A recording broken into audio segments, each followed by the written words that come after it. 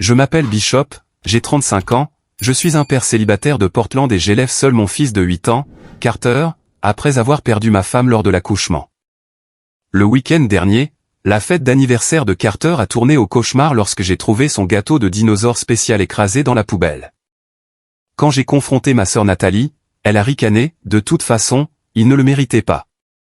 J'ai pris Carter et nous sommes partis de notre propre fête, sans jamais m'attendre à un appel en larmes de maman le lendemain matin, me suppliant de sauver le mariage de Nathalie. Avant d'entrer dans les détails de ce qui s'est passé, laissez un commentaire pour me dire d'où vous regardez, et cliquez sur le bouton d'abonnement si vous avez déjà dû prendre la défense de quelqu'un que vous aimez. La vie de veuf n'était pas quelque chose que j'avais imaginé pour moi-même. Emma et moi étions des amours de lycée, mariés juste après l'université, et nous étions ravis d'apprendre que nous attendions un enfant. Nous avons peint la chambre du bébé ensemble, choisi des prénoms et rêvé de la vie que nous construirions en tant que famille de 3 personnes. Mais ces rêves se sont brisés le jour de la naissance de Carter. Il y a eu des complications pendant l'accouchement, un décollement placentaire s'est produit si soudainement que les médecins n'ont pas pu sauver Emma malgré tous leurs efforts. En un instant, je suis devenu à la fois père et veuf, serrant dans mes bras mon fils nouveau-né parfait tout en pleurant l'amour de ma vie. La première année a été un flou de chagrin, de nuits sans sommeil et d'apprentissage du rôle de parent sans ma partenaire. J'ai eu la chance d'avoir un travail de graphiste qui me permettait de faire du télétravail 3 jours par semaine, ce qui signifiait que je pouvais être présent pour Carter. Chaque étape importante, son premier sourire, ses premiers pas, ses premiers mots, étaient douces amères, remplis de joie, mais aussi de la douleur de l'absence d'Emma. Je parlais constamment de sa mère à Carter, lui montrant des photos, lui racontant des histoires sur son courage et sa gentillesse, m'assurant qu'Emma reste une présence dans sa vie, même s'il ne la rencontrerait jamais. À mesure que Carter grandissait, nous avons développé nos propres rituels et un lien spécial. Chaque matin commençait par nos crêpes de super-héros, des tentatives informes de dinosaures ou de fusées que Carter affirmait toujours être parfaites. Les week-ends étaient synonymes de journées d'aventure où nous explorions les parcs locaux, les musées, ou faisions simplement du vélo le long de la rivière. Avant de nous coucher chaque soir, nous ajoutions une étoile à notre bocal des bonnes choses, un petit mot sur un événement positif de la journée, aussi minime soit-il. Ma relation avec ma sœur Nathalie, de 3 ans ma cadette, avait cependant toujours été tendue, même avant la mort d'Emma. Nathalie avait toujours été l'enfant chéri de mes parents. Élève modèle, reine de la promotion, cadre en marketing accompli. Alors que j'avais choisi une carrière créative et privilégié le temps en famille, Nathalie recherchait le statut et la perfection avec une détermination presque impitoyable. Dès l'instant où je suis devenu père célibataire, les critiques de Nathalie sont devenues incessantes. Elle faisait des remarques sur les vêtements de Carter, tu ne repasses rien, sur son niveau d'énergie, l'as-tu fait tester pour le TDAH, et sur mon éducation, les enfants ont besoin de structure, Bishop, pas seulement de s'amuser. Quand Carter avait 4 ans, il a accidentellement renversé du jus sur le sac à main de marque de Nathalie lors d'un dîner de famille, et elle ne nous a pas adressé la parole pendant 3 mois. Mes parents trouvaient toujours des excuses à son comportement, Nathalie est comme ça, ou, elle part d'une bonne intention, me laissant le soin de protéger Carter de ses remarques acerbes. Carter, étant l'enfant doux et sensible qu'il est, continuait d'essayer d'obtenir l'approbation de sa tante. Il lui fabriquait des cartes, lui montrait ses dessins, lui parlait de sa passion pour les dinosaures et l'espace. Mais Nathalie semblait toujours le considérer comme un inconvénient, quelque chose de désordonné et d'imprévisible qui ne cadrait pas avec sa vie parfaitement orchestrée. Quand Nathalie a rencontré Richard lors d'un gala de charité il y a 2 ans, cela a semblé être l'union idéale. Richard venait d'une famille aisée de longue date, dirigeait la société d'investissement de sa famille et partageait l'obsession de Nathalie pour les apparences. Leur relation a progressé rapidement et les préparatifs du mariage ont commencé presque immédiatement après leur fiançailles. Pas n'importe quel mariage, le mariage du siècle, selon Nathalie. Depuis 1 an, nos conversations familiales ne tournaient autour de rien d'autre que des noces à venir. Le lieu, le domaine de Willowbrook, était le plus exclusif de l'État, réservé 18 mois à l'avance avec un acompte non remboursable de $20 000. Nathalie avait engagé une organisatrice de mariage de renom, choisi une robe de créateur qui coûtait plus cher que mon salaire annuel, et sélectionné méticuleusement tout, des invitations calligraphiées à la main aux fleurs importées. Ma mère, Patricia, s'était investie corps et âme pour soutenir la vision de Nathalie, agissant comme son assistante officieuse, l'accompagnant à chaque rendez-vous et dégustation. Papa finançait la majeure partie, faisant des chèques sans se plaindre, malgré de légères grimaces occasionnelles. Le mariage était devenu l'obsession de ma mère presque autant que celle de Nathalie, sa chance d'exhiber sa fille à succès devant tous leurs amis et parents. Pendant ce temps, le 8e anniversaire de Carter approchait. Il en parlait depuis des mois, ravi d'avoir enfin, une main entière plus 3 doigts. Tout ce qu'il voulait, c'était une fête sur le thème des dinosaures avec ses grands-parents, quelques amis de l'école et son gâteau de dinosaure spécial. Ce gâteau était très important pour lui. Il avait vu un modèle de T-Rex dans la vitrine d'une boulangerie et s'était mis en tête de l'avoir. Le gâteau n'était pas bon marché à $150, mais j'avais économisé pour cela, voulant rendre sa journée spéciale. Carter avait soigneusement confectionné des invitations à la main pour tout le monde, y compris une spéciale pour sa tante Nathalie et son oncle Richard avec des paillettes supplémentaires. Parce que les adultes ont besoin de plus d'étincelles pour être heureux, avait-il expliqué avec la logique pure de l'enfance. Le samedi de l'anniversaire de Carter est arrivé avec un temps printanier parfait. J'ai décoré notre modeste jardin avec des serpentins, des ballons et des découpes de dinosaures. Carter s'est réveillé à 6 heures du matin, trop excité pour dormir, et m'a aidé à installer les jeux et les sacs de cadeaux pour ses amis. Ses yeux brillaient d'impatience, son t-shirt de dinosaure fraîchement lavé pour l'occasion. « Tu penses que Tata Nathalie aimera notre fête, papa ?» a-t-il demandé pendant que nous installions les chaises. Je lui ai ébouriffé les cheveux. Je suis sûr que oui, mon pote. Et même si elle est occupée par les préparatifs du mariage, aujourd'hui c'est ta journée, celle de ce qui te rend heureux. Je lui ai réservé le sac de cadeaux bleu parce qu'elle s'habille toujours en bleu, a-t-il dit fièrement, en me montrant le sac qu'il avait spécialement décoré avec des autocollants en plus. Sa délicatesse me remplissait de fierté tout en me serrant le cœur d'inquiétude. J'espérais juste que pour une fois, Nathalie verrait à quel point son neveu était spécial. Vers 14 heures cet après-midi-là, notre jardin s'était transformé en un rassemblement animé. Mes parents sont arrivés en premier. Mon père, Thomas, portait un grand cadeau emballé dans du papier dinosaure. Ma mère, Patricia, s'inquiétait déjà de savoir si nous avions assez de glace et si le temps allait se maintenir. Les amis d'école de Carter, Max, Jadon et les jumelles Sophie et Sadie, sont venus avec leurs parents, formant rapidement un groupe enthousiaste autour de la chasse aux œufs de dinosaures que j'avais organisée. Mon meilleur ami Mike est arrivé avec sa petite amie, Amber, apportant non seulement un cadeau, mais aussi une tête de costume de dinosaure qu'il a immédiatement enfilée, déclenchant des éclats de rire chez les enfants. Mike avait été mon pilier à travers tout, depuis la mort d'Emma jusqu'au défi de la monoparentalité. Et le voir faire rire Carter et ses amis me remplissait de gratitude. Dino Mike est là pour faire la fête, a-t-il rugi à travers le costume, poursuivant les enfants hurlant de joie dans tout le jardin.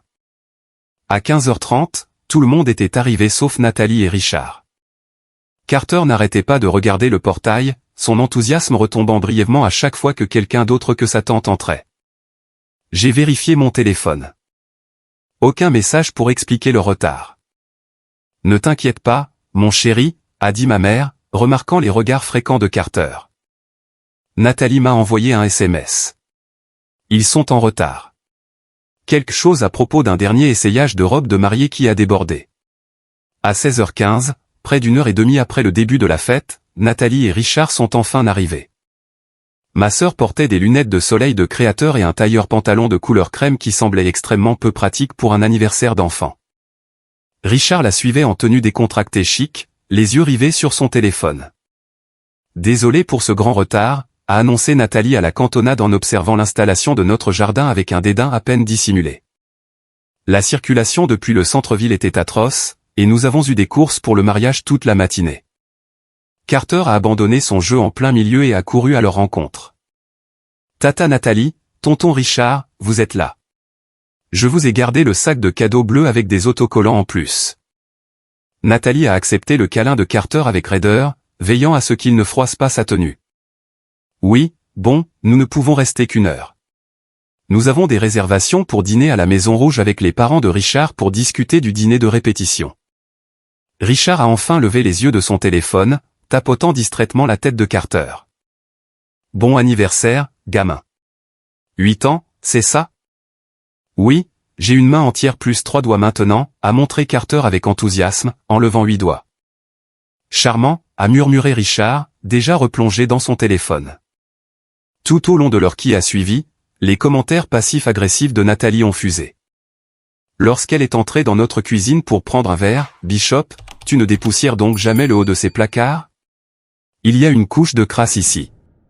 Quand Carter et ses amis jouaient à un jeu de chat dinosaure particulièrement énergique, ces enfants sont absolument sauvages. Ne devrait-on pas les surveiller de plus près? Max a failli renverser cette plante en pot. En voyant les assiettes en carton et les serviettes de dinosaures, j'imagine que ces fêtes à thème sont économiques. Bien qu'une vaisselle appropriée enseignerait aux enfants les bonnes manières à table. Je me considérais obligé de me mordre la langue à chaque fois, me rappelant que c'était le jour de Carter et que créer un conflit ne ferait que le contrarier. Ma mère, toujours conciliante, s'empressait autour de Nathalie, lui offrant des boissons fraîches à l'ombre et validant chacune de ses observations d'un « Oui, ma chérie, tu as raison » ou « Nous devrions en glisser un mot à Bishop ». Quand est venu le moment pour Carter d'ouvrir ses cadeaux, nous avons rassemblé tout le monde autour de la table de pique-nique.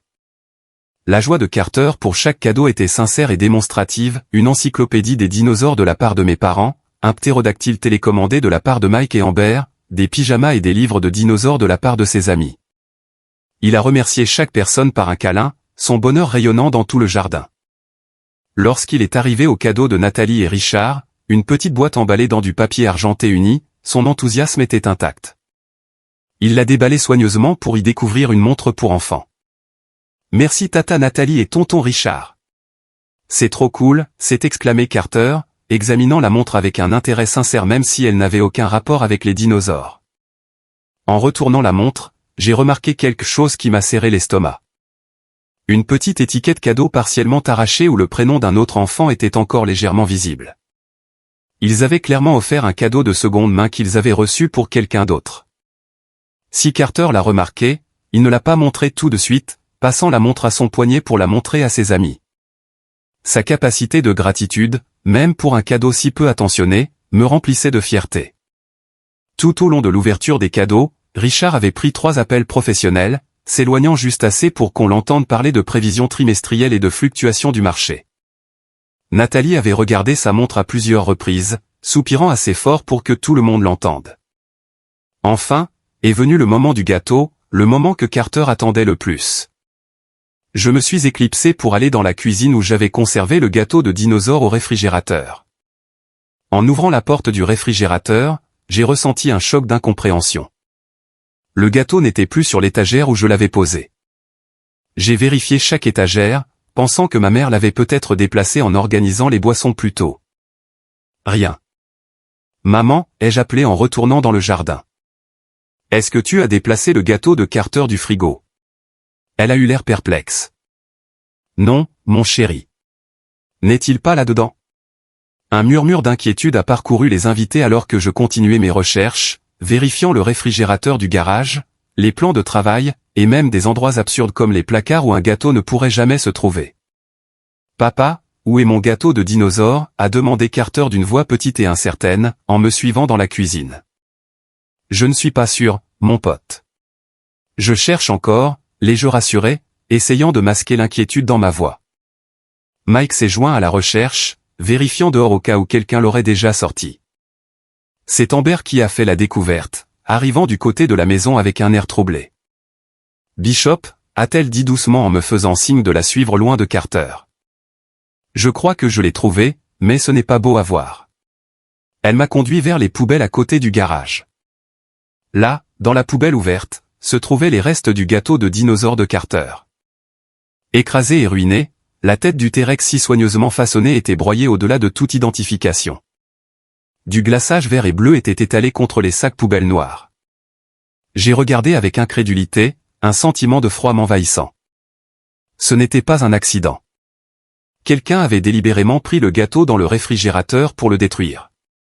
Pendant un instant, je suis resté immobile, fixant le chef-d'œuvre détruit qui comptait tant pour mon fils. La tête autrefois magnifique du T-Rex était désormais méconnaissable, écrasée contre du marc de café et des restes de dîner de la veille. L'inscription soigneusement tracée, « Joyeux 8e anniversaire Carter », était étalée sur le côté de la poubelle. « C'est quoi ce bordel ?» a chuchoté Mike à côté de moi, en regardant dans le bac. Qui ferait une chose pareille? Une sensation de nausée s'est installée dans mon estomac alors qu'un soupçon se dessinait, mais je l'ai repoussé, ne voulant pas tirer de conclusion hâtive.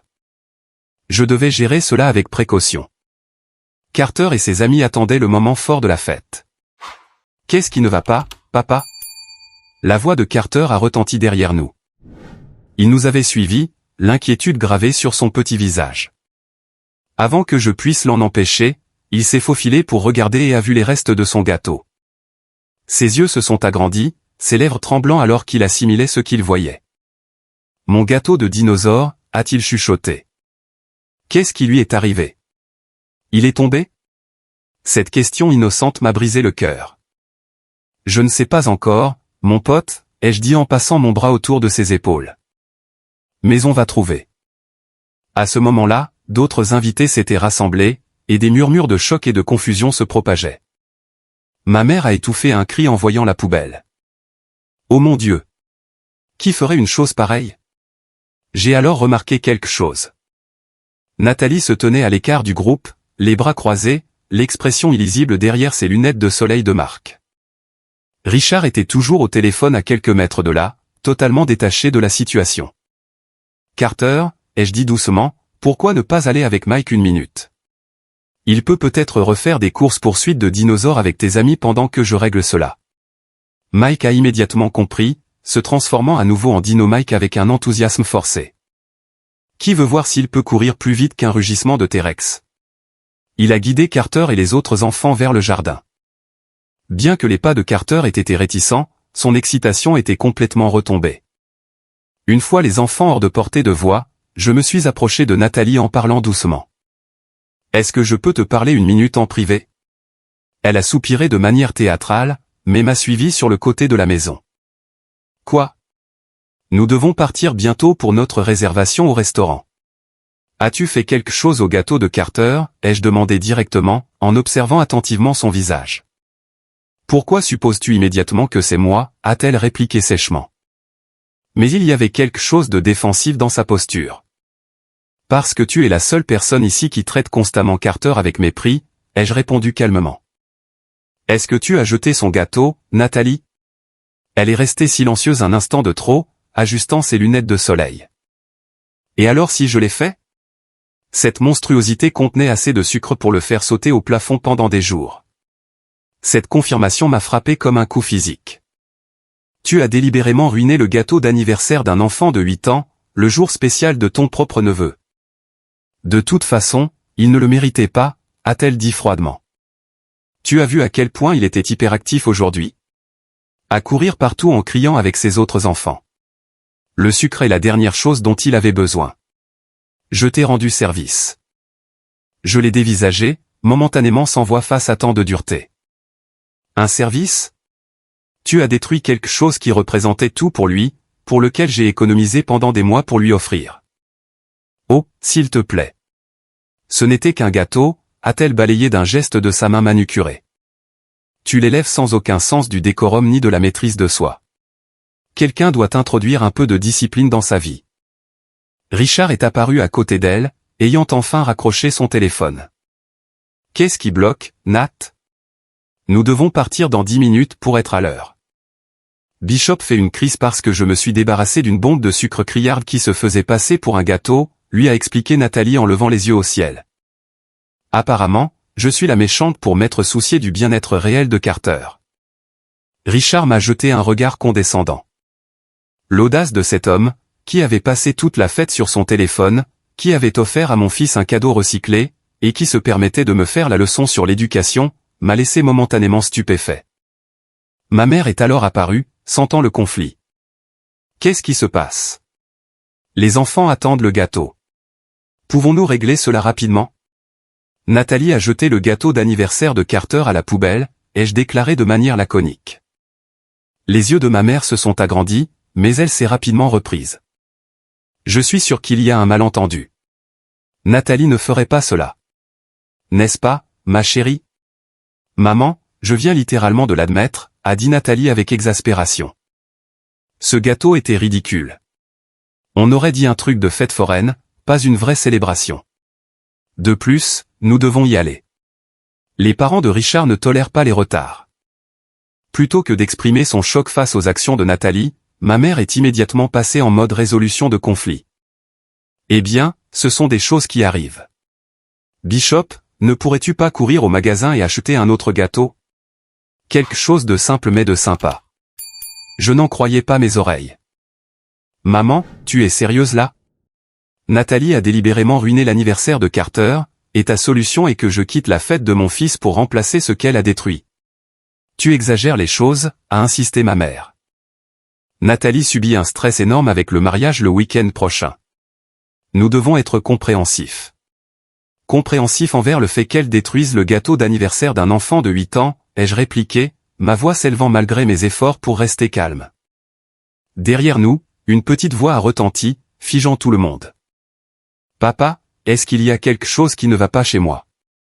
Carter se tenait là, s'étant éclipsé des jeux. Son petit visage affichait une expression de confusion et de blessure, sa nouvelle montre serrée dans sa main au lieu d'être portée fièrement à son poignet. Tata Nathalie a dit que je ne méritais pas mon gâteau, a-t-il continué, la voix tremblante. Est-ce que c'est parce que je bouge trop? Je peux être plus calme. La vulnérabilité brute de sa question a brisé quelque chose en moi. À ce moment précis, voir mon fils remettre en question sa propre valeur à cause de la cruauté de ma sœur a provoqué un déclic fondamental. Pendant des années, j'avais toléré le comportement de Nathalie, trouvé des excuses, m'étais effacé pour maintenir la paix. Mais cela, c'était une limite franchie qui ne pouvait plus être effacée. Je me suis agenouillé à la hauteur de Carter, le regardant droit dans les yeux. Il n'y a absolument rien qui ne va pas chez toi, Carter. Rien du tout. Tu es parfait exactement comme tu es. Énergique, curieux, gentil et attentionné. Tu mérites de merveilleuses choses, y compris ton gâteau spécial. Alors pourquoi tata Nathalie l'a jeté? A-t-il demandé, une larme coulant sur sa joue. J'ai jeté un regard vers Nathalie, lui donnant une chance de faire un pas en avant, de s'excuser, de réparer les choses. Elle s'est contentée de regarder sa montre avec impatience. C'est à ce moment-là que j'ai su ce que je devais faire. Carter, ai-je dit, toujours à hauteur des yeux de mon fils. Qu'est-ce que tu dirais de passer une autre sorte de journée spéciale? Juste toi et moi. Ses yeux encore mouillés de larmes montraient sa confusion. Mais ma fête?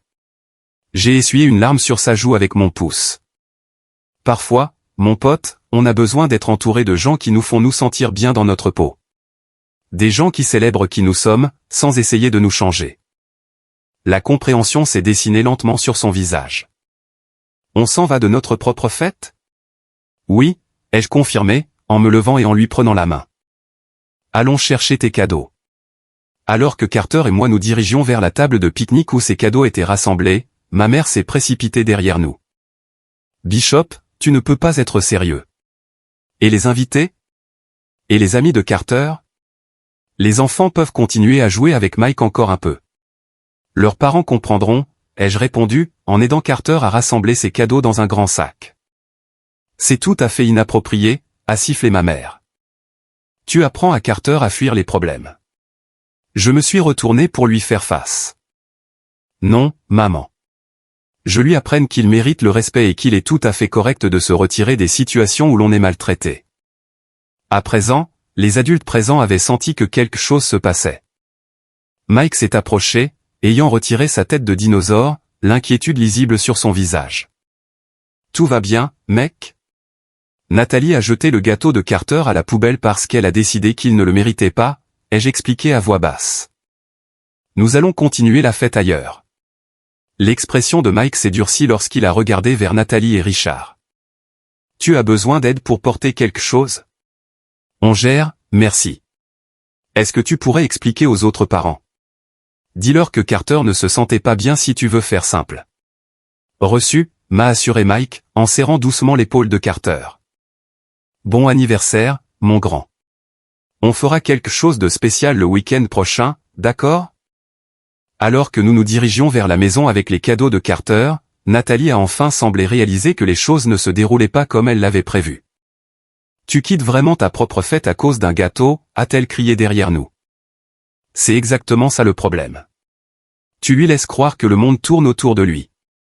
Je me suis arrêté et me suis retourné, m'assurant que Carter était à l'intérieur de la maison avant de répondre. Ce n'est pas à propos du gâteau, Nathalie. C'est à propos des années passées à traiter mon fils comme s'il avait un problème simplement parce que c'est un enfant normal et plein d'énergie. C'est à propos de toi qui penses que tes sentiments comptent plus que les siens. C'est une question de décence et de gentillesse de base, quelque chose que j'espérais qu'un adulte comprendrait mieux qu'un enfant de 8 ans, mais apparemment non. Mon père, qui avait observé silencieusement la scène, a enfin pris la parole. Bishop, il y a sûrement un moyen de résoudre cela sans partir. Pas aujourd'hui, papa. Aujourd'hui, il s'agit de faire en sorte que Carter se sente spécial et aimé, pas de gérer des drames d'adultes. Mais qu'est-ce que les gens vont penser? Est intervenue ma mère, visiblement mortifiée par les répercussions sociales du départ de l'hôte de sa propre fête. Je me fiche de ce que les gens pensent lorsqu'il s'agit de protéger mon fils, ai-je répondu fermement. Carter et moi partons. Mike aidera à ranger ici. En me retournant pour partir, je me suis adressé à toutes les personnes rassemblées, y compris Nathalie et Richard. J'espère qu'un jour vous comprendrez que la gentillesse n'est pas une faiblesse. Il faut beaucoup plus de force pour être doux que pour être cruel, et Carter a plus de force dans son petit doigt que certains adultes que je connais. Sur ces mots, j'ai récupéré Carter et nos affaires, et nous nous sommes dirigés vers ma voiture garée dans l'allée.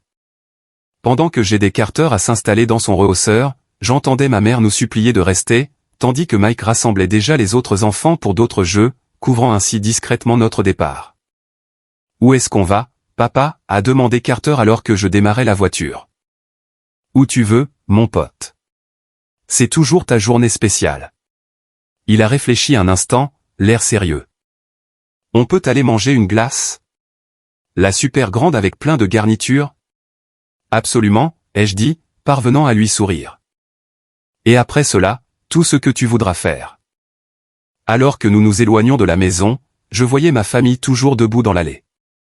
Ma mère avait l'air bouleversée, mon père mal à l'aise. Nathalie et Richard montaient déjà dans leur SUV de luxe, visiblement impatients de se rendre à leur dîner. Mon téléphone a immédiatement commencé à vibrer avec des messages et des appels, mais je l'ai mis en silencieux, déterminé à me concentrer uniquement sur le sauvetage de ce qui restait de l'anniversaire de Carter. « Papa » a dit Carter après que nous eûmes roulé en silence pendant quelques minutes. « Est-ce que j'ai fait quelque chose qui a mis tata Nathalie en colère ?» Cette question m'a de nouveau brisé le cœur. Non, mon pote. Certains adultes ont simplement du mal à se rappeler ce que c'est que d'être un enfant. Cela n'a rien à voir avec toi. C'est à propos des problèmes de tata Nathalie, pas des tiens. Elle ne m'aime pas beaucoup, n'est-ce pas, a-t-il demandé avec cette franchise désarmante que seuls les enfants possèdent. J'ai pensé à enjoliver ma réponse, mais j'ai opté pour l'honnêteté. Je pense que tata Nathalie a du mal à se connecter avec les gens qui sont différents d'elle. Mais c'est sa perte, parce que tu es l'enfant le plus extraordinaire au monde. Nous sommes arrivés chez le glacier préféré de Carter, Scoop and Sprinkle, où le personnel nous connaissait par nos prénoms. Quand j'ai expliqué à Marne, la propriétaire, que nous essayions de sauver une fête d'anniversaire, elle a tout donné, créant une énorme coupe glacée sur le thème des dinosaures avec 8 bougies, faisant chanter tout le magasin pour Carter et refusant de me faire payer. Après la glace, nous sommes allés au cinéma pour voir la séance de début de soirée du dernier film d'animation que Carter voulait voir. Assis dans la salle obscure, le visage de Carter éclairé par l'écran alors qu'il riait aux blagues du film, je ressentais un mélange de tristesse face au déroulement de la journée, mais aussi la conviction d'avoir fait le bon choix. Cela, son bonheur, son sentiment de sécurité, était ce qui importait le plus. Après le film, nous avons fait un dernier arrêt à Dino World, un petit magasin de jouets spécialisé dans les articles de dinosaures. J'ai laissé Carter choisir l'article de son choix. Il a opté pour une figurine réaliste de Vélociraptor qui faisait des bruits et avait des articulations mobiles. Au moment où nous sommes rentrés à la maison, il était presque 21h. Le jardin avait été nettoyé, sans doute l'œuvre de Mike, et la maison était calme. J'avais 15 appels manqués et plus de 30 messages textes, mais je les ai ignorés, me concentrant sur la préparation au coucher d'un Carter fatigué mais plus heureux. Alors que je le bordais, entouré de ses nouveaux cadeaux, Carter m'a regardé d'un air pensif. « Papa, même si mon gâteau a été ruiné, c'était quand même un bon anniversaire. » « Ah bon ?» ai-je demandé, la gorge serrée par l'émotion. « Oui » a-t-il résumé, parce que tu as fait en sorte que je me sente spécial quand même. Je me suis penché et j'ai embrassé son front. Tu es spécial, Carter. Chaque jour de ta vie, pas seulement le jour de ton anniversaire. Ne l'oublie jamais. Il s'est endormi en quelques minutes, serrant son nouveau Vélociraptor. Je suis resté assis à côté de son lit encore un moment, observant son visage paisible et lui faisant la promesse silencieuse que je le protégerais toujours ainsi, pas seulement des blessures physiques, mais des personnes qui chercheraient à éteindre sa lumière. Finalement, j'ai vérifié mon téléphone, faisant défiler le flot de messages. Plusieurs textos de ma mère exprimant son désarroi face à mon départ théâtral et son inquiétude quant à ce que penseraient les voisins. Plusieurs de mon père me demandant d'appeler maman parce qu'elle était bouleversée. Un de Mike confirmant qu'il avait tout géré à la fête et me proposant d'apporter du café le lendemain. Et un unique message de Nathalie, merci d'avoir ruiné mon dîner avec les parents de Richard. Maman n'arrête pas de pleurer. Très mature. J'ai éteint mon téléphone sans répondre à aucun d'eux et je me suis couché, épuisé émotionnellement, mais certain d'avoir agi au mieux pour mon fils.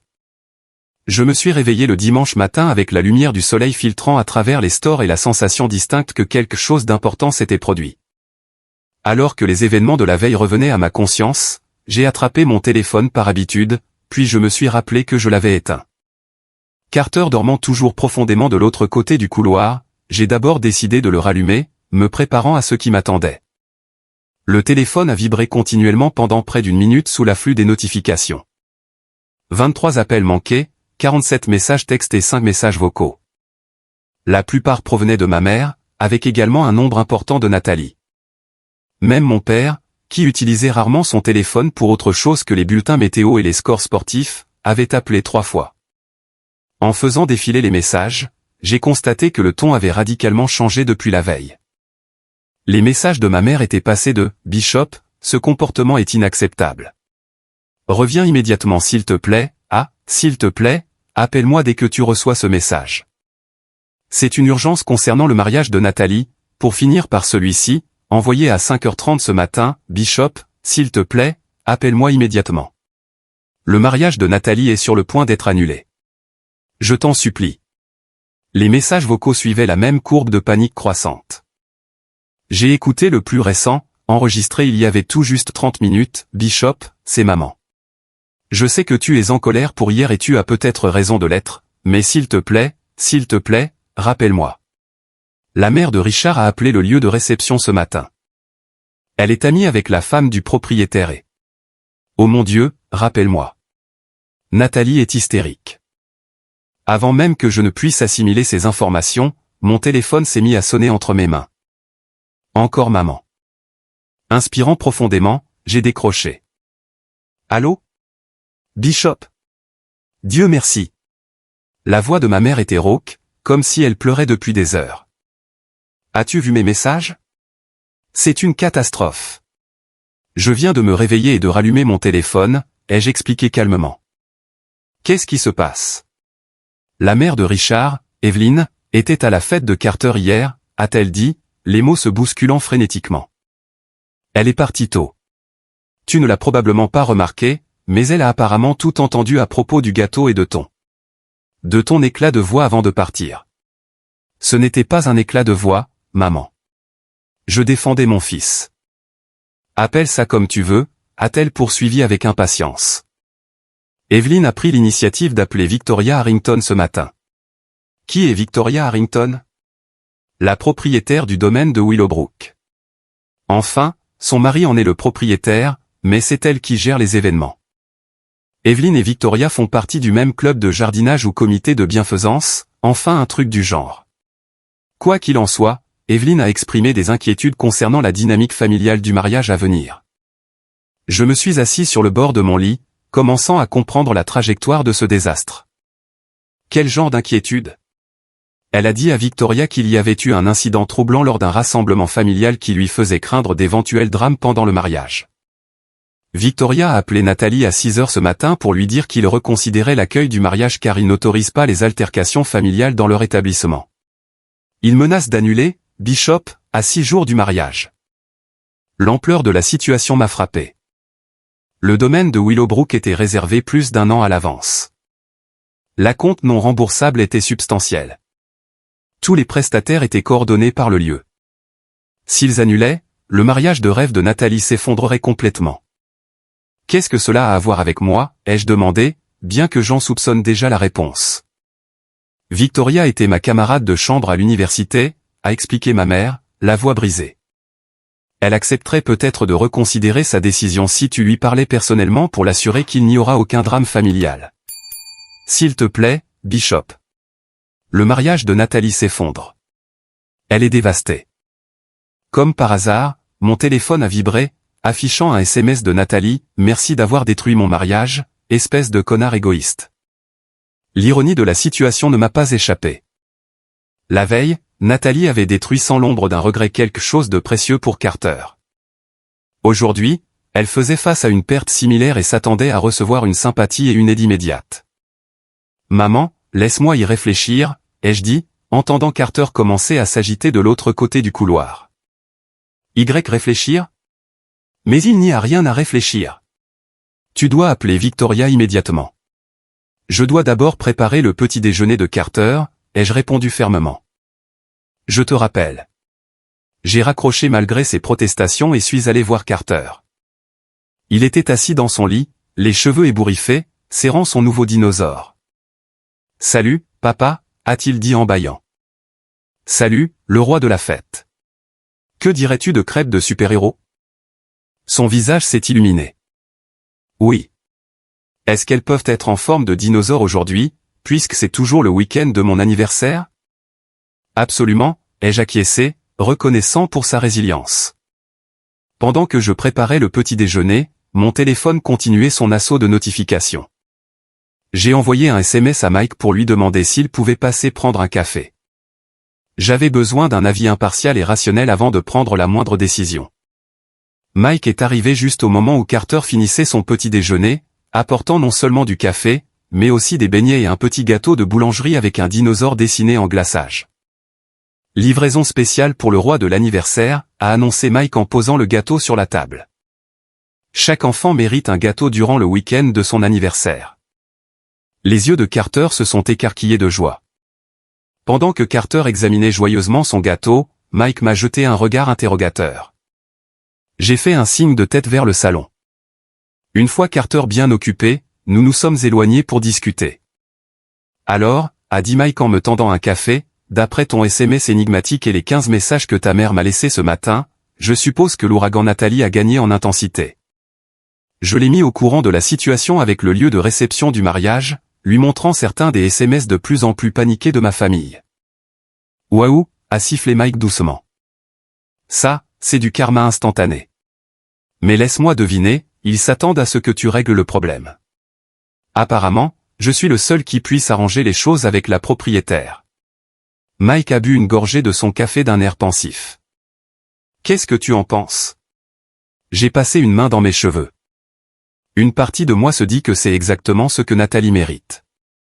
Elle a ruiné quelque chose de très important pour Carter sans l'ombre d'un regret. Pourquoi devrais-je l'aider? Et l'autre partie? L'autre partie reconnaît que cela n'affecte pas seulement Nathalie.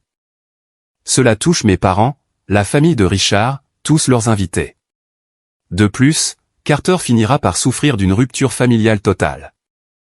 Ta famille a toléré et encouragé le comportement de Nathalie pendant des années, a souligné Mike. C'est peut-être le signal d'alarme dont ils ont besoin. Oui, mais le jour de son mariage est-il le bon moment pour cette leçon? Mike a réfléchi. Qu'est-ce que tu apprendrais à Carter si tu te précipitais au secours de Nathalie après ce qu'elle a fait? C'était la bonne question, et elle touchait le cœur de mon dilemme. J'ai jeté un coup d'œil vers la cuisine où Carter examinait attentivement son gâteau, décidant par où commencer à couper. Je lui apprendrai que les actes n'ont pas de conséquences si l'on est assez important, ai-je dit lentement. Que c'est acceptable de blesser quelqu'un du moment qu'on a une bonne excuse après. Mais je lui apprendrai aussi le pardon, à ne pas être rancunier, et à faire preuve de grandeur d'âme. Mike a hoché la tête. Alors, quelle est la solution Bishop Hawkins? J'ai réfléchi un instant, une idée commençant à germer. Il y a peut-être une voie médiane. Aider, mais sous condition. Utiliser cela comme une leçon pour Carter et pour Nathalie. Ça, a dit Mike en levant sa tasse de café comme pour porter un toast, ça ressemble à de la bonne éducation parentale. Après le départ de Mike, une fois Carter installé devant un documentaire sur les dinosaures, j'ai enfin rappelé ma mère. Je vais parler à Victoria, ai-je dit avant qu'elle ne puisse se lancer dans un autre monologue paniqué, mais j'ai des conditions. Des conditions, a-t-elle répété. Bishop, ce n'est pas le moment de. C'est la seule solution, maman. Je vais aider à sauver le mariage de Nathalie, mais d'abord, nous allons avoir une réunion de famille aujourd'hui. Nous tous, y compris Richard. Et Nathalie doit comprendre exactement pourquoi j'accepte d'aider et ce que j'attends à l'avenir. Il y a eu un long silence avant qu'elle ne réponde, « Très bien, tout ce que tu veux. S'il te plaît, appelle juste Victoria aujourd'hui. Nous nous réunirons chez nous à 16h. » En raccrochant, j'ai regardé Carter, complètement absorbé par son documentaire, imitant de temps en temps le T-Rex à l'écran avec son nouveau jouet. Je lui avais enseigné la notion de conséquence lorsqu'on commet des erreurs, mais je lui avais aussi parlé de réparation et de seconde chance. À présent, il était temps pour Nathalie d'apprendre cette même leçon. À 16h précises, Carter et moi sommes arrivés dans l'allée de mes parents. J'avais passé l'après-midi à le préparer à cette réunion de famille, lui expliquant en termes simples que nous allions parler de ce qui s'était passé lors de sa fête et essayer d'arranger les choses avec Tata Nathalie. « Est-ce qu'elle sera fâchée contre nous ?» a demandé Carter alors que nous marchions vers la porte d'entrée. « C'est possible », ai-je répondu honnêtement. Mais parfois, les gens ont besoin d'entendre des vérités difficiles pour pouvoir grandir. Tu te souviens de l'époque où tu avais peur de plonger dans la piscine, mais une fois que tu l'as fait, tu étais si fier de toi. Il a hoché la tête. Parfois, les adultes ont aussi besoin d'un petit coup de pouce pour affronter leur peur. Tata Nathalie a peur de ne pas être parfaite, alors quand les gens lui font remarquer ses erreurs, cela l'effraie. Ma mère a ouvert la porte avant même que nous n'ayons pu frapper, le visage marqué par le stress. Dieu merci, vous êtes là. Tout le monde attend dans le salon. La tension était palpable à notre entrée. Mon père était assis dans son fauteuil habituel, l'air mal à l'aise.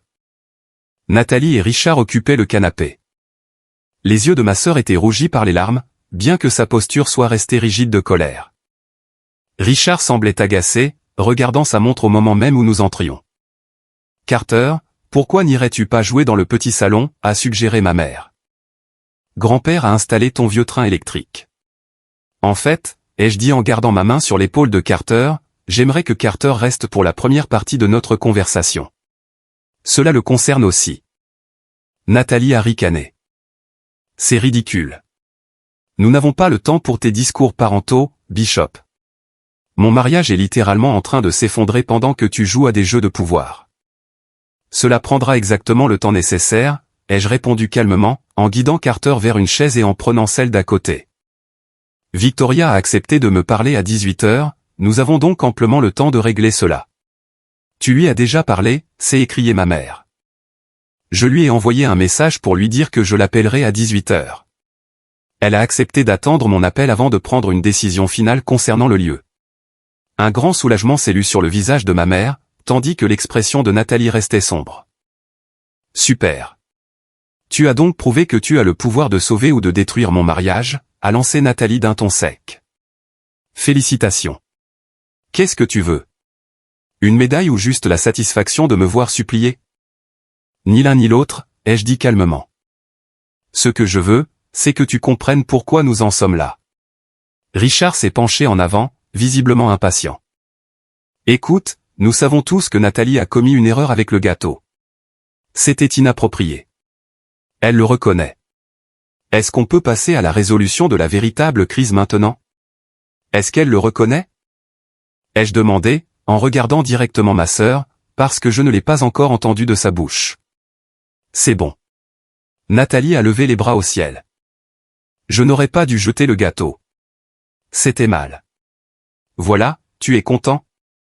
Est-ce que tu vas appeler Victoria maintenant? Ce n'est pas une reconnaissance sincère, Nathalie.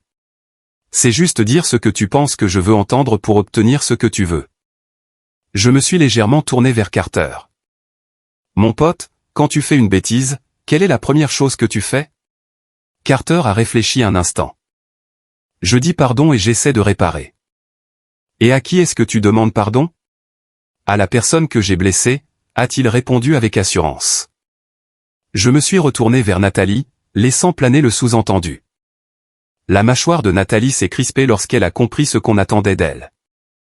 Après un long moment, elle a tourné son regard vers Carter.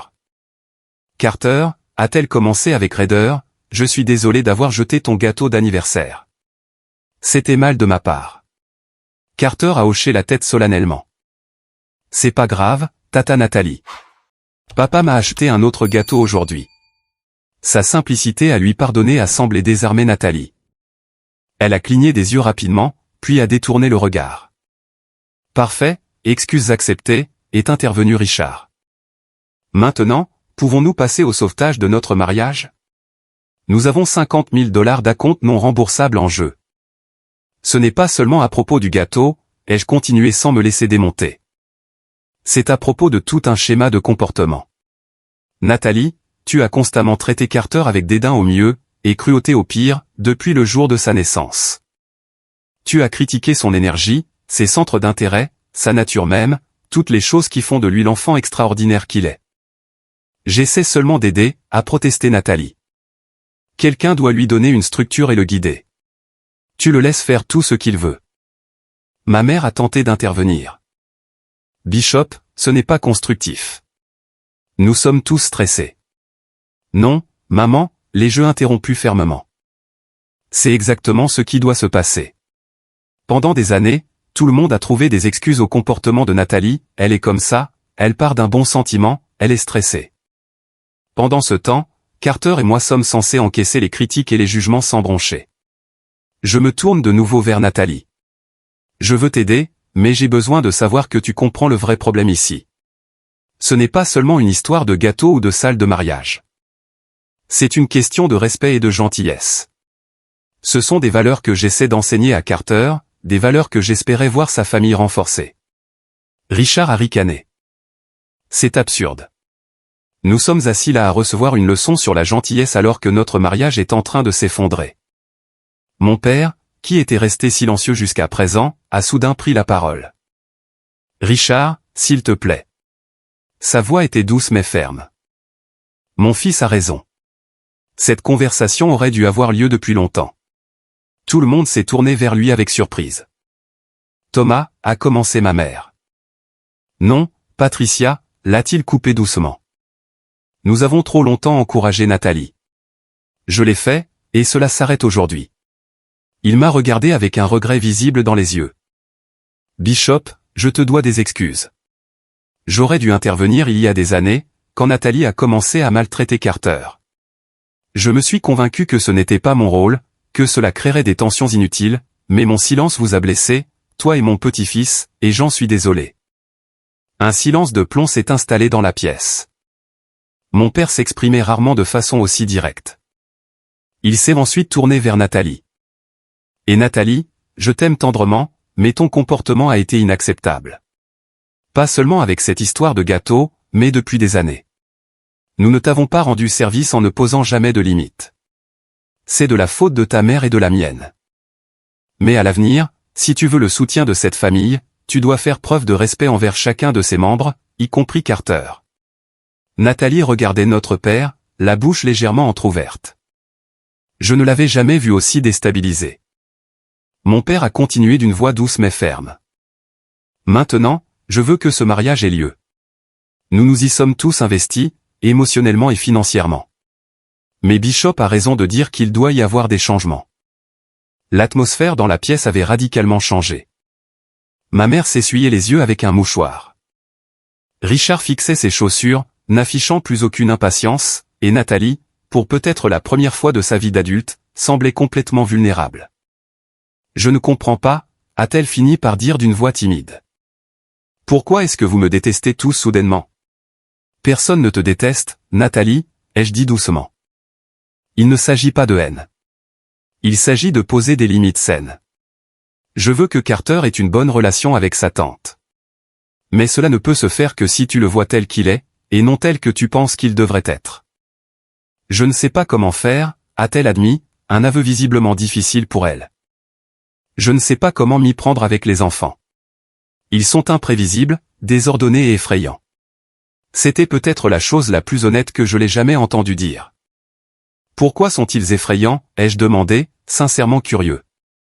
Elle a regardé ses ongles parfaitement manucurés. Parce qu'ils voient à travers ton jeu.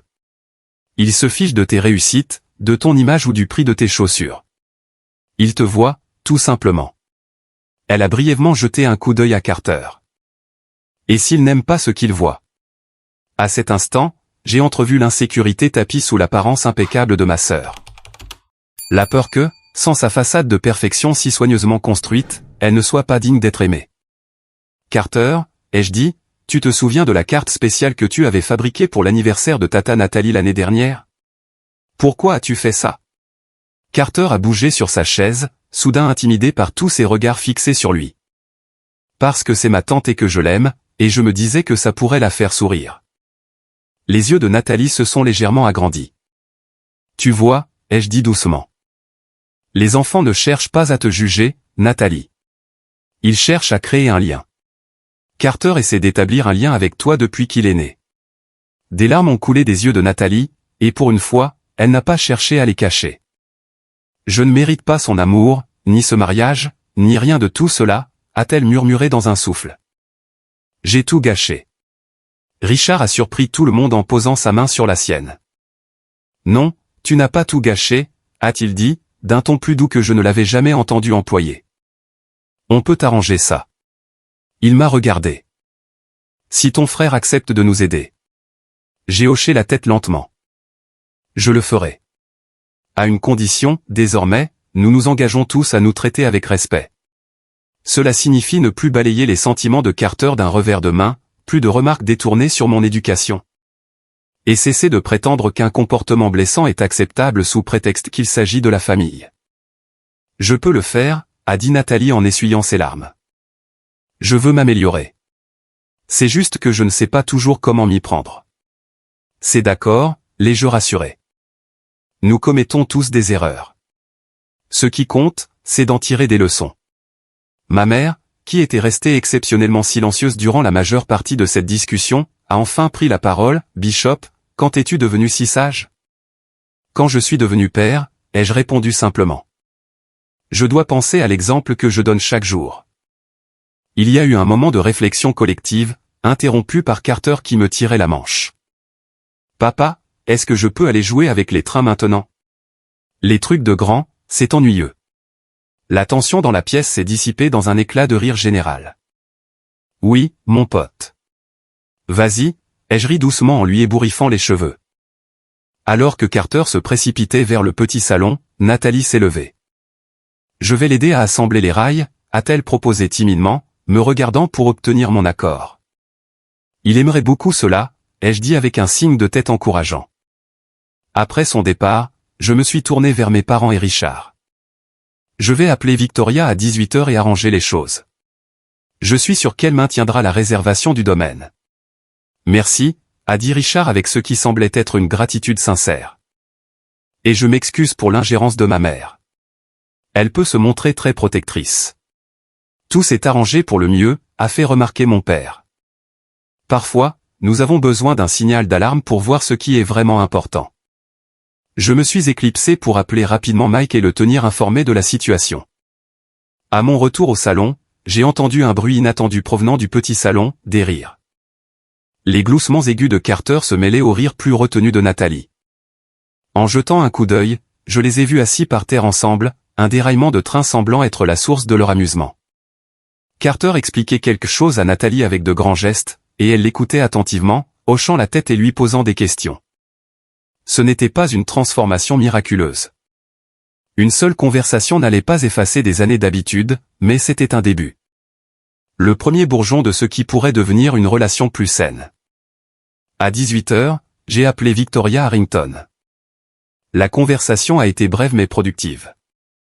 Je lui ai expliqué qu'il y avait eu un malentendu familial désormais résolu, je l'ai assuré qu'il n'y aurait aucun incident lors du mariage et j'ai même proposé de la rencontrer en personne si nécessaire. Ce ne sera pas nécessaire, Bishop, a-t-elle dit chaleureusement. Je connais assez ta mère pour te faire confiance. Le mariage est maintenu. Quand j'ai annoncé la nouvelle, le soulagement de Nathalie était palpable. Elle m'a pris dans ses bras, signant peut-être notre première véritable étreinte depuis des années. Merci, a-t-elle chuchoté. Je ne mérite pas ton aide après la façon dont je vous ai traité, toi et Carter. La famille, c'est compliqué, ai-je répondu. Mais on continue d'essayer parce que c'est important. Au moment où Carter et moi nous préparions à partir, Nathalie s'est agenouillée à sa hauteur, ce que je ne l'avais jamais vu faire auparavant. Carter, je me disais. Aimerais-tu participer à mon mariage? Peut-être en tant que jeune garçon d'honneur, tu pourrais remonter l'allée avec les alliances? Les yeux de Carter se sont agrandis. Vraiment? Je pourrais participer à ce beau mariage. Seulement si tu en as envie, l'a-t-elle assuré.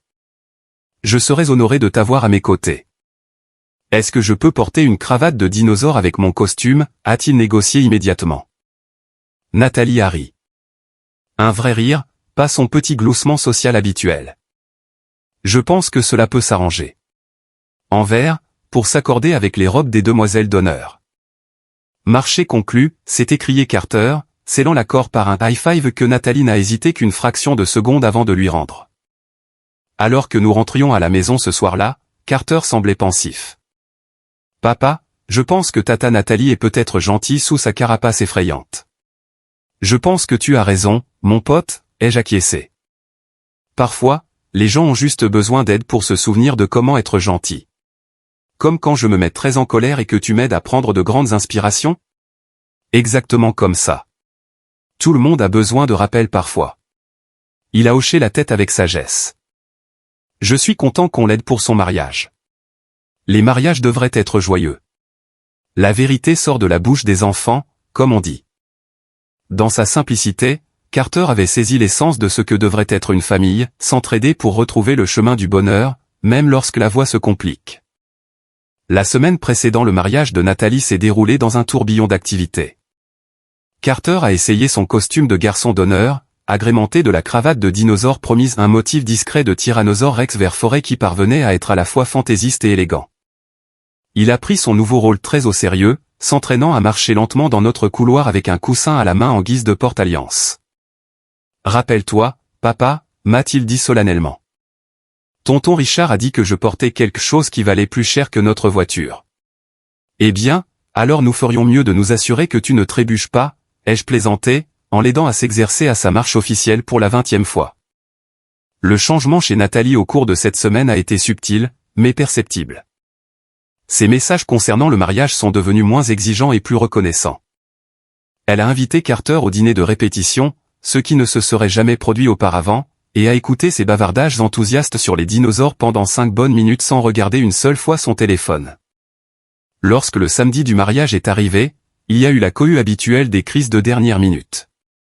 Le fleuriste a livré des roses couleur chair au lieu de roses pâles. L'une des demoiselles d'honneur a fait une réaction allergique à son maquillage.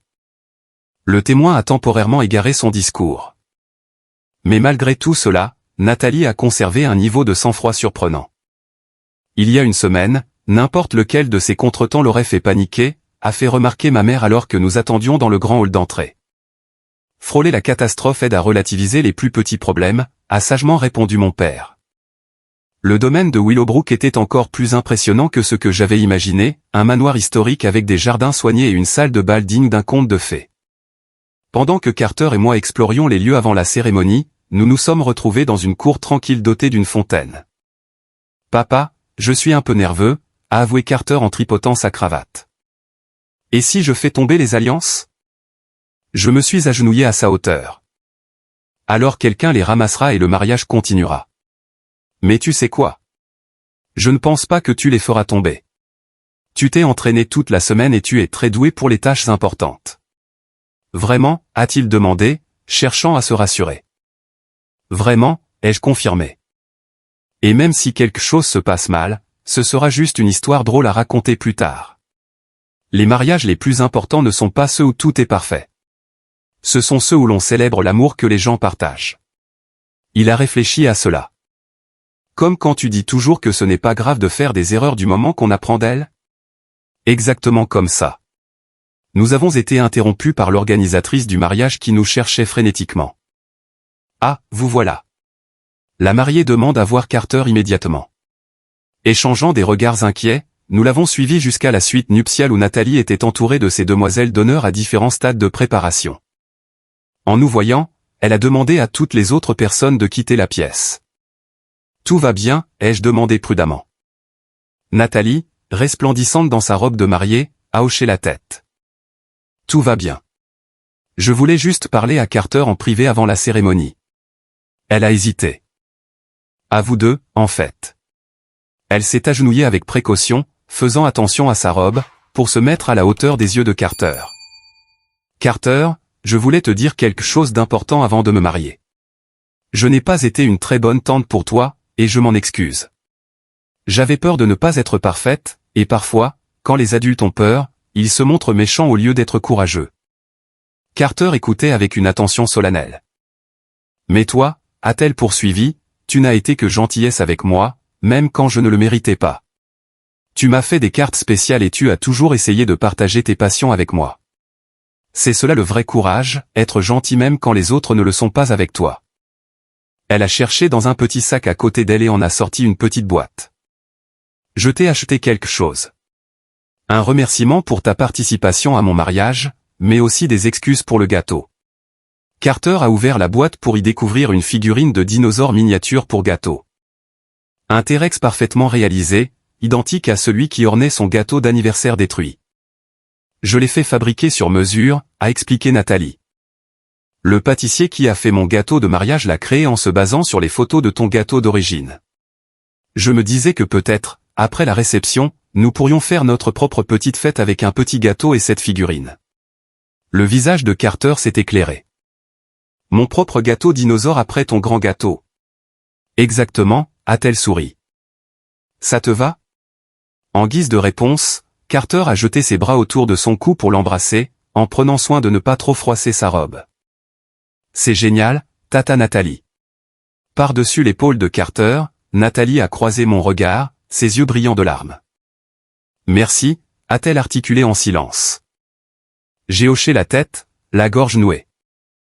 Il ne s'agissait pas seulement d'une figurine de gâteau ou d'un mariage. Il s'agissait de guérison. Le processus lent et imparfait d'une famille qui retrouve le chemin vers les uns et les autres. La cérémonie de mariage en elle-même a été magnifique. Carter a accompli ses devoirs de porteur d'alliance de manière très appliquée, marchant avec une dignité tranquille le long de l'allée, sa cravate de dinosaure bien en évidence. Lorsqu'il a remis les alliances à Richard avec une petite révérence solennelle qu'il avait apparemment répétée en secret, il n'y avait plus un seul œil sec au premier rang. Lors de la réception, après le dîner et les premières danses traditionnelles, Nathalie a surpris tout le monde en demandant au DJ de faire une annonce spéciale. Mesdames et messieurs, a retenti la voix du DJ, la mariée aimerait inviter son neveu Carter sur la piste pour une danse spéciale. Carter m'a regardé, perplexe. Cela n'avait pas fait partie des répétitions.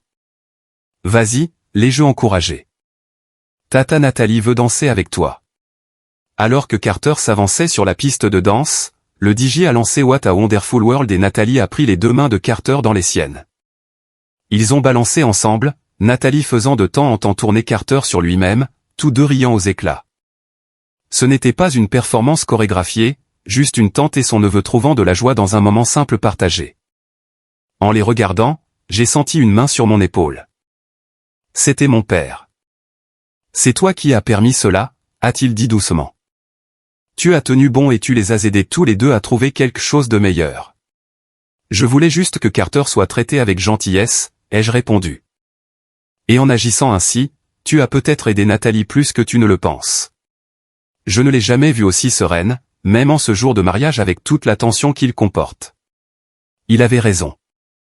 Tout au long de la soirée, Nathalie s'était montrée présente d'une manière que je ne lui avais jamais connue, elle riait, remerciait sincèrement ses invités, et avait même retiré ses chaussures pour danser plus confortablement. Le perfectionnisme rigide qu'il avait défini pendant si longtemps semblait avoir relâché son emprise, au moins pour aujourd'hui. Plus tard, comme promis, Nathalie a fait apporter un petit gâteau en forme de dinosaure. Elle a réuni notre famille proche dans un coin tranquille de la salle de bal pendant que la réception principale se poursuivait. Une session de rattrapage spéciale pour l'anniversaire de Carter, a-t-elle annoncé tandis que les yeux de Carter s'écarquillaient devant le gâteau. Mais c'est le jour de ton mariage, a dit Carter, confus par tant d'attention. Oui, mais les célébrations familiales peuvent se chevaucher, a-t-elle expliqué. C'est la merveilleuse particularité de la famille. Il y a toujours de la place pour plus de joie. Alors que Carter soufflait une bougie symbolique et coupait son gâteau de dinosaure, j'ai réfléchi au chemin parcouru durant la semaine passée. Ce qui avait commencé par un crève-cœur s'était transformé en une véritable guérison, non seulement pour Carter, mais pour toute notre famille. Défendre ce qui était juste n'avait pas été facile. Cela avait impliqué de risquer des relations et de faire face à des vérités inconfortables. Mais ce faisant, nous avions créé de l'espace pour que quelque chose de plus authentique puisse grandir. Les limites que j'avais fixées n'avaient pas éloigné les gens, au contraire, elles nous avaient rapprochés d'une manière bien plus significative. Pendant tout le reste de la réception, j'ai observé Carter évoluer au sein de la fête avec une confiance grandissante. Il a dansé avec ses grands-parents, a charmé la famille de Richard et a même improvisé une présentation d'anecdotes sur les dinosaures devant un groupe d'invités amusés. Il s'épanouissait dans un environnement où il se sentait apprécié exactement pour ce qu'il était. Alors que la soirée touchait à sa fin, Carter et moi nous sommes retrouvés dehors sur la terrasse du domaine, faisant une passe loin de la musique et de la foule. Les étoiles brillaient au-dessus de nos têtes, et les lumières du jardin projetaient une lueur chaleureuse sur le paysage. « Papa » a dit Carter d'un ton pensif. « Je pense que parfois, les gens oublient comment être gentils, et ils ont besoin que quelqu'un le leur rappelle. » C'est très sage, mon pote. Où as-tu appris cela? De toi, a-t-il dit simplement. Tu dis toujours que lorsque les gens sont méchants, c'est généralement parce qu'ils sont tristes ou effrayés par quelque chose. Comme quand Tommy à l'école s'en prenait à tout le monde parce que ses parents divorçaient. J'ai hoché la tête, ému de voir qu'il avait assimilé ses leçons. Et tu sais quoi d'autre, a-t-il poursuivi. Je pense que Tata Nathalie a été triste ou effrayée par quelque chose pendant très longtemps, mais qu'elle va mieux maintenant. Je pense que tu as tout à fait raison, ai-je approuvé. Et tu l'as beaucoup aidé en te montrant si tolérant. Il a haussé les épaules. C'est ce que fait une famille, non? On se pardonne et on réessaie. À cet instant, observant le profil de mon fils se détacher sur le ciel étoilé, j'ai ressenti une profonde fierté. Malgré les épreuves que nous avions traversées, la perte d'Emma, la gestion de notre quotidien de famille monoparentale, les tensions familiales, Carter devenait une personne d'une intelligence émotionnelle et d'une compassion exceptionnelle. Le mariage s'est terminé vers minuit, Carter s'étant endormi dans mes bras durant les derniers slows. Alors que je le portais vers la voiture, Nathalie et Richard se sont approchés de nous pour nous dire au revoir avant de partir en lune de miel. Merci à tous les deux, a dit doucement Nathalie, posant une main délicate sur la tête endormie de Carter. Pas seulement pour avoir sauvé le mariage, mais aussi pour m'avoir un peu sauvé de moi-même. Nous sommes une famille, ai-je répondu simplement. À travers toutes ces étapes compliquées et imparfaites, j'apprends que l'imperfection n'est pas une mauvaise chose, a-t-elle admis. Il a fallu que je sois sur le point de perdre mon mariage pour réaliser ce qui compte vraiment. Et ce n'est pas la salle parfaite ni la robe de créateur. Ce qui importe, c'est ceci, a ajouté de façon inattendue Richard, en désignant Carter. La famille, l'amour, les choses réelles. Il avait montré une toute autre facette de lui-même tout au long de la journée, moins préoccupé par ses appels professionnels et son statut social, plus présent et investi. Après nos adieux, alors que j'installais Carter dans son rehausseur, j'ai réfléchi à cette vérité profonde qui émerge souvent de nos moments les plus difficiles, prendre position pour ce qui compte, même si c'est inconfortable, même si cela met des relations en péril. Est en fin de compte la façon dont nous construisons des liens plus authentiques. Cette semaine m'avait appris qu'une véritable famille ne repose pas sur une harmonie parfaite ou sur un accord constant. Elle consiste à laisser à chacun l'espace nécessaire pour grandir, à établir des limites saines et à choisir la gentillesse, même face à la blessure. Il s'agit de reconnaître que l'amour n'est pas toujours facile, mais qu'il vaut toujours la peine qu'on se batte pour lui. En rentrant chez nous sous la voûte étoilée, avec mon fils endormi à mes côtés, j'ai ressenti un profond sentiment de paix. Nous allions continuer à faire face à des défis. C'était la nature même de la famille, de la vie. Mais nous disposions désormais de bases plus solides pour les affronter. Et au bout du compte, c'était le plus beau cadeau que nous pouvions nous offrir mutuellement. Avez-vous déjà dû tenir tête à votre famille pour protéger une personne que vous aimez? Qu'avez-vous appris de cette expérience? J'aimerais beaucoup lire vos témoignages dans les commentaires ci-dessous. N'oubliez pas d'aimer et de vous abonner si cette histoire vous a parlé, et de la partager avec quelqu'un qui aurait besoin d'entendre que fixer des limites avec sa famille n'est pas de l'égoïsme. C'est souvent l'acte le plus aimant que nous puissions faire. Merci d'avoir écouté mon histoire. Et n'oubliez pas, la véritable force ne se trouve pas dans la perfection, mais dans la façon dont nous gérons les moments imparfaits de la vie.